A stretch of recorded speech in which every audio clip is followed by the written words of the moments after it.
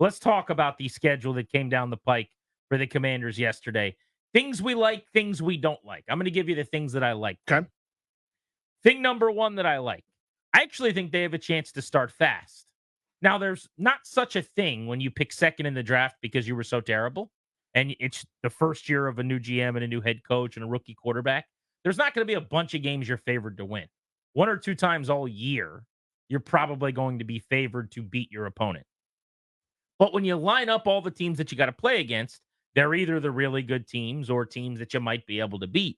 And in the first four games, they have a Bucks team that I think is pretty overrated and average, a Giants team that is the other of the clubs in the back end of your division, and the Cardinals, who were picking in the top five because they weren't any good last year. In fact, you beat them last year.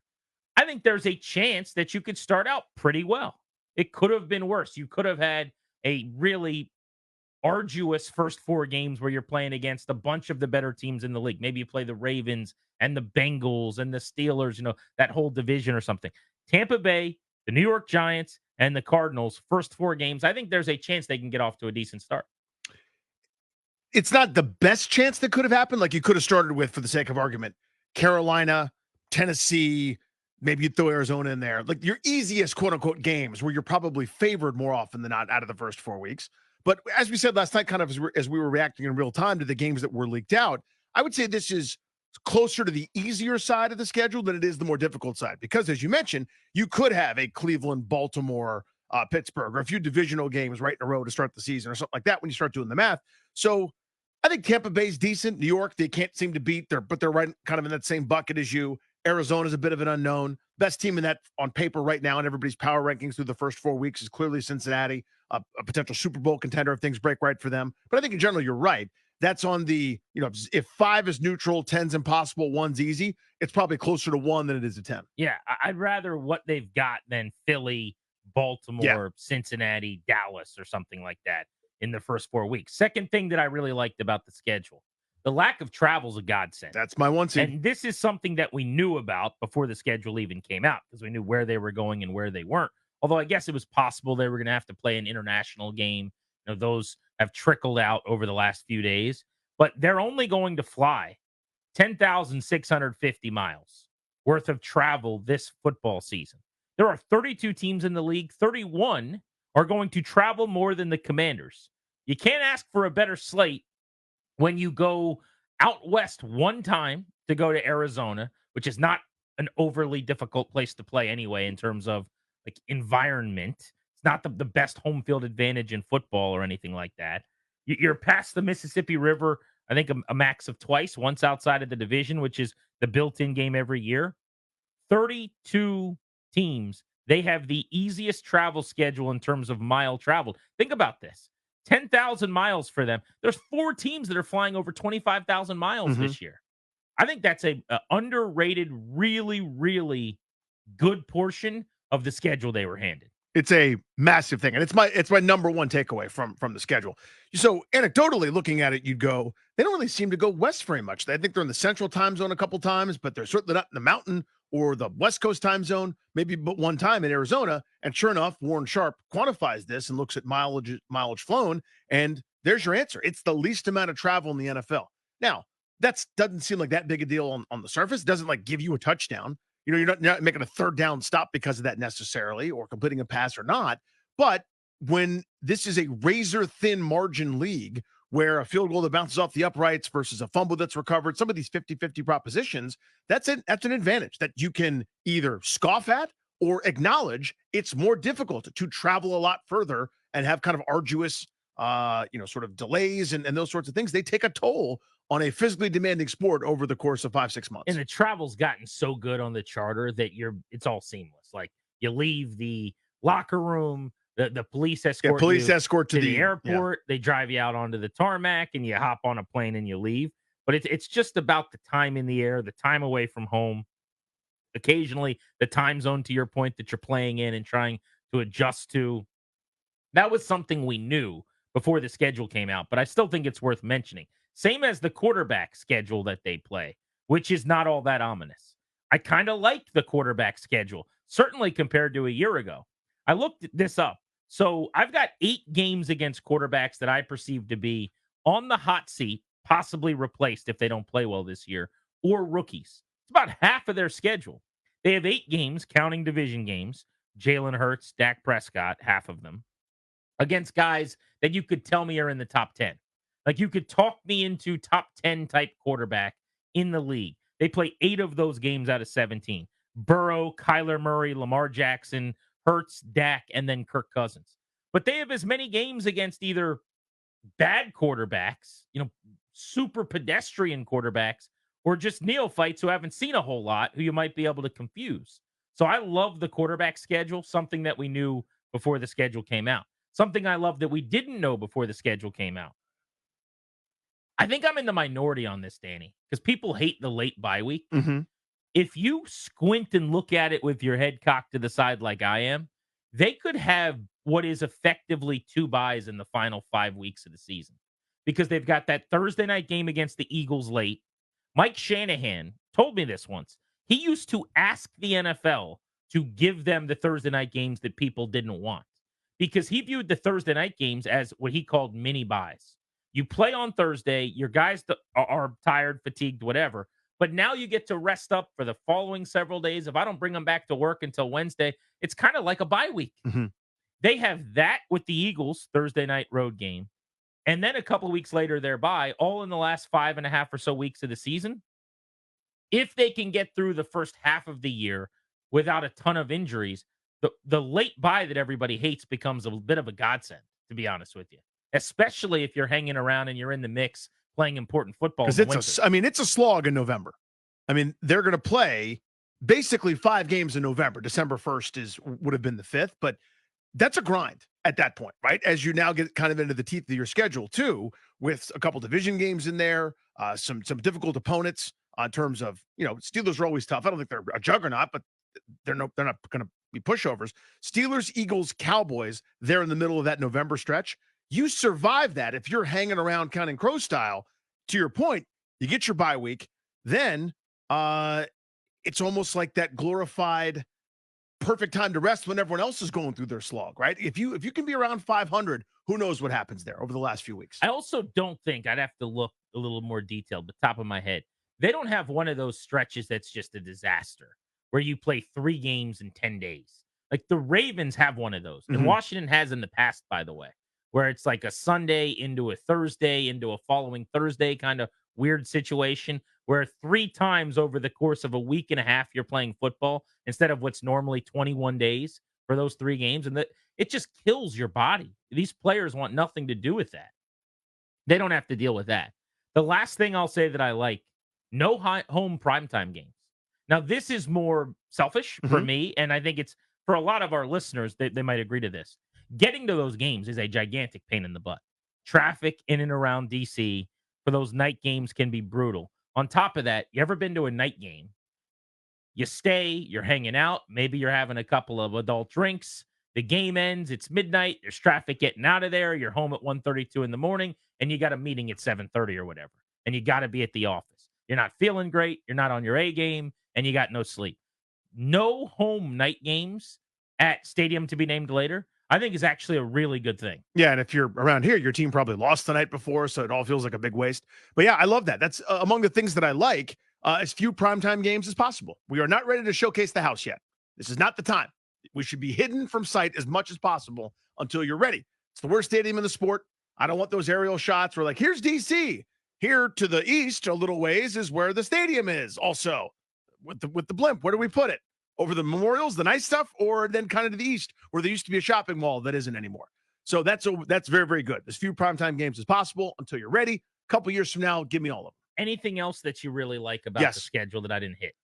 You touched on most of the things I like. Here's just sort of breaking down that travel, kind of an extra layer of it. There are 3 times they have back-to-back home games instead of home road, home road, home road, which they do a couple different times, but there are 3 stretches where they have 2 straight games at home. I like that. One of those stretches, there are 2 games at home and then the bye week. So again, just thinking of extra rest, extra challenge to, disrupt your routine, have to go on the road a day early to sort of, mess with the prep. There are 3 different times where they have multiple home dates in a row. How about this? Home, in Baltimore, which is basically home. I mean, that's quite literally like the drive from Ashburn to Landover, Maryland is not that much different than the drive from Ashburn to Baltimore. Okay, you're talking about another 30 minutes or something. Right. But home at Baltimore, home. So From it's like 3.5. Yeah. September 29th, when they're in Arizona, they're not truly traveling again until November 3rd. They basically don't get on a plane the entire month of October. That's a pretty good deal. That's a great deal. Right. That's kind of an extra layer of it. And so, yeah, mention everything else. Things I don't like. You want to throw those in there? Go for it. I think so. You've looked at quarterbacks, which I think is a really smart way to kind of look at it. I took a slightly different tact and looked at it this way. 9 out of their 16 games. Now, this is on paper now in May. Who knows what? A guy slips on a banana peel, strains something, or somebody's great. We don't know anything yet. 9 out of 17. Thank you. 9 out of their 17 games are versus teams in the top half of the power rankings. Currently, as it's set right now. Basically, everybody thinks these teams are good. 9 of their 17 games. I think I mistyped that. 9 of the 17 are against top half of the league in power rankings. I believe 7 of those are against top 11 teams. I kind of counted that because Dallas is 11th Which in power power rankings rankings. is this? Just So, kind of a random one. ESPN's, Okay. NFL.com, and a couple others that I looked at. Sort of an amalgam. So when you start to add up, Steelers, Browns, Cowboys, Bengals, who people think are going to be really good, up to the Ravens, who are in the top 3. This is not Cupcake City. This is not easy. Then there's a bunch of games with teams kind of in your tier, that mid-20s tier, and then there's a couple games against teams that you're looking above, like you can thumb your nose at, like Carolina and such. Pittsburgh is a good example to me, and I like that you brought them up because that's not a fun game to have to play. Mm-hmm. Like, they are going to be favored for good reason and may beat you. But the reason I go quarterback is you'll be in that game. The Steelers are not blowing anyone out. They didn't last year. I think they finished 10-7 and made the playoffs, but they had a stretch in there where they lost back-to-back games to really bad teams, and everyone thought their season was over because they weren't getting any good quarterback play. Mm-hmm. And I would throw Cleveland in the same mix if Deshaun Watson doesn't play a lot better. You know, we don't know what Caleb Williams, a rookie, is going to be. The Bears look like a really solid team, like a game that you're probably going to lose. Well, if Caleb Williams is struggling or keeping both teams in the game, I think there's a lot of those in there and that's kind of why I stare at the quarterback thing. Which is a great way to do it, by the way, because there's so much variable to it, right? Totally. To your point about Cleveland, they've had horrendous quarterback play, but last year were good everywhere else and were 11-6. Basically, I think they were 8 or 9-2 with Flacco, that Joe Flacco, and Deshaun Watson at quarterback, and neither was any good. So if they get any kind of decent play, you'd figure they could be pretty good. But again, no one knows. That's why there's a 50% turnover rate among playoff teams to not playoff teams. And that's the other thing year. I was going to say is the power rankings going into the year, without doing tough guy talk, just don't mean anything. And of course they don't. We're basing it on what we saw last year, and these rosters aren't even formed. I mean, it's May 16th. Guys are going to be traded and cut and signed. So that's why, to me, is the quarterback that you're playing is maybe the most instructive way to do it. Thing I don't like, I'll add this to the pile. 3 road trips in the first 4 games. Now, by paying the piper early, that works out really beautifully at the end of the season when you're home for, I think, 4 of their final 6 games or something like that. Yep. But 4 road games in the first 6 weeks with a rookie quarterback. And I saw this stat floating around. Rookie quarterbacks, this is not surprising. The first 4 weeks of an NFL season, Danny, as opposed to the rest of the season, for a rookie QB over the years, their performance is starkly different. The idea being that right around week 5, week 6 is kind of where they start to figure it out a little bit. And with Jaden Daniels at quarterback, you're going, all right, is it good or bad to be on the road early, to be traveling? Rookie quarterbacks have won 27% of the time in the first 4 weeks against a 35% expected rate, minus 8%, whereas they are at the expected rate for the rest of the year. Point being, rookie quarterbacks typically struggle for about a month. You're going to play on the road 3 times in those first 4 games. Now, if he comes out and lights the world on fire like Robert Griffin did, then you're hanging 40 in the Superdome and nobody cares. And maybe that's going to happen. But I just thought that was notable. And then the last thing I didn't like that I wrote down, they do have a stretch where they have back-to-back road games and a short travel week out west. As great as their travel is, and I think it's as good as you can ask for, no complaints as far as I'm concerned compared to what a lot of teams are dealing with. How about the Monday Night Football game in Cincinnati week 3 into Arizona on the road week 4? That is I'm home from Cincinnati at like 4 in the morning or whatever on Tuesday. And on Saturday, I'm flying to Phoenix, if not on Friday. That's tough.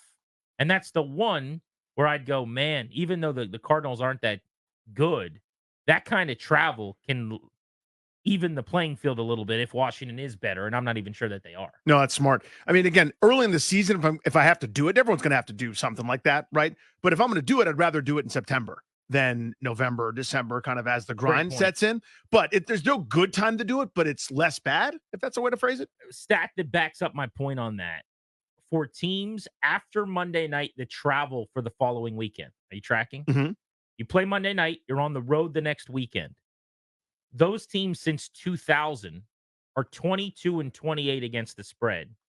And underdogs, which Washington probably will be on the road in Arizona on a short week, might be a pick 'em, have covered only 10 of 29 times, meaning they have played down. They just have not met expectations essentially 66% of the time in those games. It's just not an easy thing to do.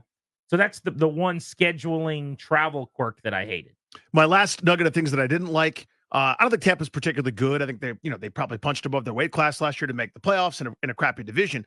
But I think Todd Bowles is a good defensive mind. Yes. They were 7th out of 32 in terms of points allowed last year. That's not my favorite landing spot for my rookie quarterback.